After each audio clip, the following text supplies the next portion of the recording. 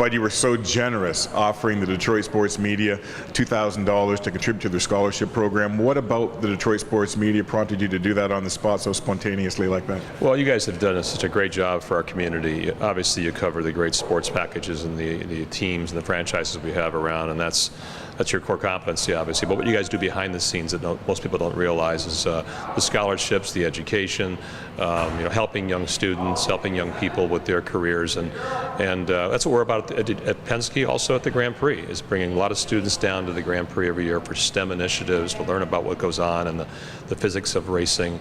And that's why I spurred the moment and said that we can help out here, and I hope that's it helps you in a small way, and we're certainly happy to do that. Certainly very generous, and we're very appreciative. It's also an example of you giving back to the community, and obviously uplifting Belle Isle to the point you have, and you mentioned it up in your talk about how it wasn't safe before and now it is. How much has that really helped turn around the city and certainly help this race as far as its development goes? Well, every great city needs a place for people to recreate, right? And Belle Isle provides that. It has for generations, and it was in its downfall, a couple of decades ago, and we came in with the race and we wanted to help out. After Roger had the Super Bowl here in '06, it was what's next, and what's next for us was to first of all bring racing back, but also to help out Belle Isle. And since then, over $13 million has been invested in Belle Isle through ourselves and our great partners, and the state of Michigan through MDOT has helped on the roadways as well. And we're not stopping there. We're going to keep giving back and keep having this wonderful race here, we hope, in the future as well too, and showcasing our city and our region, because it brings also $58 million of spending last year brought to this region.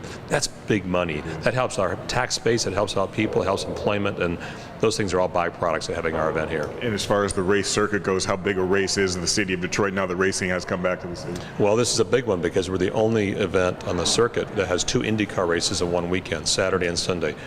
Big time pressure on the drivers, the crews to get the cars ready. It's a lot of work. Being Team Penske, I know the work these guys go into, but that's important for our sponsors to have 2 events here, Saturday and Sunday, but also get to showcase our city around the world 2 days in a row, and that's immeasurable in terms of the value. How cool to get a guy like Tony Kanaan to come and do a part of this luncheon as well to promote the race. Tony's everybody loves Tony, right? It's because of what he does. He came here last night at 9 o'clock at night after a race in Alabama to be with our volunteers last night. I mean, how many athletes would do that, right? Tough weekend, he had a tough result.